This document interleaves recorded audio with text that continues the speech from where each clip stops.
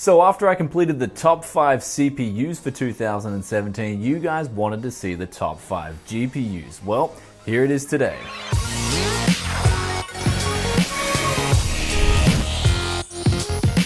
Welcome back guys, and ever since the release of the RX 470 and the GTX 1060, graphics card prices have or should have gone down by a lot, since these graphics cards really brought a lot of price performance to the market, and they were new and they came with warranty. However, with that aside, there is an updated list and how much you guys should expect to pay for these graphics cards and what they will perform like on 1080p or other resolutions. Now, before I get onto this list, there are a lot of good graphics cards out there, and the thing that makes a deal good is simply the price. If you guys can pick up the right graphics card at the right price, then it's going to be a really good deal. Also, there were a lot of graphics cards that were close to making it onto the list, but didn't quite get there since they were very popular in the used scene, and with that popularity comes an increased price. These graphics cards are the 5850, the 6850, and also the 7950 and GTX 780. Though with that said, let's get on with the list.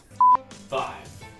Now coming in at number 5 is the GTX 770, a great card that comes in two different variants of 2GB and 4GB flavors. I would go with the 4GB if you can pick up one at the right price. Now the maximum I would pay for one of these cards would be around 80 USD personally. I recently picked up one for about 75 USD with a custom cooler on it and 4GB of VRAM on there. And it's a great card for playing 1080p titles at around high settings. It's also very similar in performance to the GTX 1050 Ti. 4. Coming in at number 4 is the HD 7850. This is a great card for 1080p medium settings nowadays, though we'll play some of those older titles like CSGO, Dota 2 and League of Legends with really good frame rates at 1080p. Also with this card, it is pretty low in power consumption, so it will do a great job of being matched with pretty inexpensive hardware. 3.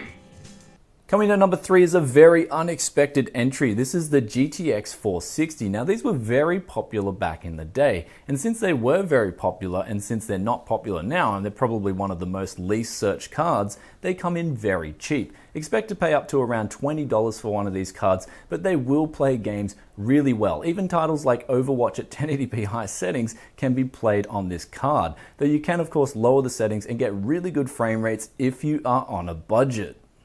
2. Coming in at number 2, and honestly this was a toss-up between this number 2 and number 1, this is the GTX 970. Now this was an extremely popular card when it was released a few years ago, and with that it gives you extremely good performance at 1080p, can even play games on high on 1440p. Expect to pay around up to 120 USD for one of these cards. Since the GTX 1060 has been released for around about $200, they perform pretty similar in performance, though the GTX 970 is definitely a good card if you can pick it up on a budget. 1.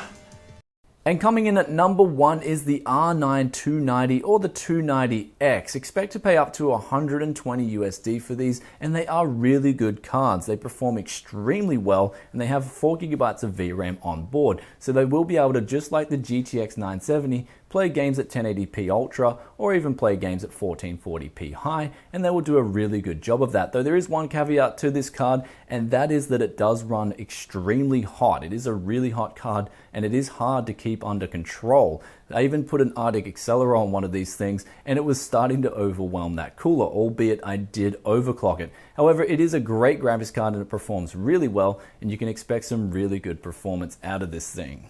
So there it is guys, there is my top 5 used GPU picks for 2017, and I was honestly waiting a little while to do this guide because of the release of the RX 5 series, and it also looks like Nvidia's going with a refresh on their cards as well. So expect these prices to remain pretty solid, and also these recommendations to remain pretty valid for a good at least 6 months in my opinion. Though with that said, if you want to find out how some of these graphics cards perform, there are a lot of different YouTube videos out there where people test these different cards on different games on different settings. All you have to do is search for the graphics card. If you find it at a good price, quickly search its performance for the game you wish to play, and then you'll see how it performs and whether it's a good deal for you.